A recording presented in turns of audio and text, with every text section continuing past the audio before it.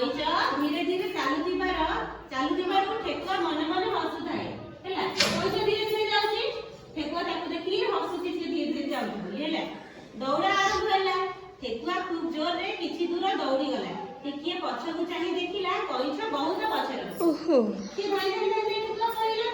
ସିଏ ଯେତେବେଳେ ପଛକୁ ବୁଲି ଦେଖିଲା କିଏ ପଛରେ ଅଛି, କଇଁଛ ପୁରା ବହୁତ ପଛରେ ଅଛି ହେଲା।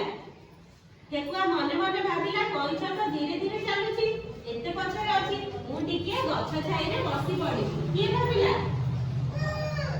ପ୍ରିୟାଞ୍ଜଳି? କିଏ ଭାବିଲା ଗଛ ପାଖରେ ଟିକେ ବସି ପଡ଼ିବ ବୋଲି? ଠେକୁଆ ଭାବିଲା ହେଲା। ତାପରେ ଏକା ଦୌଡ଼ାରେ ତାଳ ଗଛ ପାଖରେ ପହଞ୍ଚି ଯିବି, ଏହି କଥା ଭାବି ଠେକୁଆ ଗଛ ଛାଇ ତଳେ ବସି ପଡ଼ିଲା। ହେଲା। ଥଣ୍ଡା ପବନ ବହୁଥାଏ, ଠେକୁଆକୁ ନିଦ ଲାଗିଲା। ସେ ବସୁ ବସୁ ଶୋଇ ପଡ଼ିଲା ହେଲା।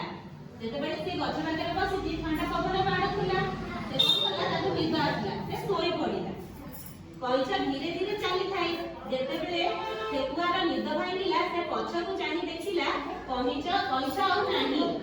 ସେ ଧଡ଼ ପଡ଼ ହୋଇ ଆଗକୁ ଦୌଡ଼ିଲା, ହେଲେ ପାରିଲା ନାହିଁ। ସେତେବେଳକୁ କଇଁଛ ତାଳ ଗଛ ପାଖରେ ପହଞ୍ଚି ସାରିଥିଲା।